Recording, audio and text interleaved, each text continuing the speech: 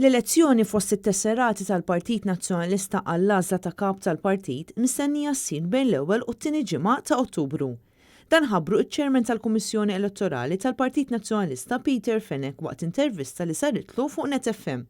Peter Fenech qal li se jkunu madwar 26,000 it-tesserati eliġibbli biex jivvutaw f'din l-elezzjoni. Huwa ħeġġeġ il-tesserati kollha li għatfadlilhom xi pendenzi fi ħlasijiet tat-tessera biex jagħmlu dan kemm jista' jkun malajr, mhux aktar tard mill-14 ta' Settembru. Dan għaliex wara li tkun konkluża l-lista aġġornata tat-tesserati eliġibbli biex jivvutaw, il-Kummissjoni jkun fadlilha ħafna xogħol ta' tħejjija għall-elezzjoni fosthom eluf ta' ettri li jridu jintbagħtu lil kull tesserat biex jinfurmawh fejn għandu jivvota bid-dettalji dwar il-votazzjoni kif ukoll informazzjoni oħra utli.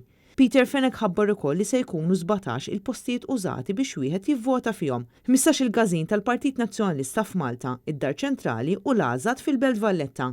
Il-ġimgħa u s-sibt ta' ġimgħa qabel elezzjoni se tkun qed issir l-early voting u xi ħaġa ġdida hi li se tingħata konċessjoni lil persuni b'nuqqas ta' mobilità biex jekk jafżaw minn qabel il-Kummissjoni Elettorali jkunu jistgħu jiġu f'data oħra jivvutaw fid-Dar Ċentrali mingħajr l-ebda xkiel għall-kundizzjoni tagħhom. Peter Fenech ħeġġeġ lit-tesserati kollha biex isegwu l-midja tal-Partit Nazzjonalista fejn se tkun qed tingħata informazzjoni u aġġornamenti kemm dwar il-proċess kif ukoll dwar l-iskeda ta' xandiriet li fihom se jkunu qegħdin jipparteċipaw Adrian Delija u Bernard Grek fuq Net FM u Net Television li m-attivitajiet se jibdew minn din il-ġimgħa stess.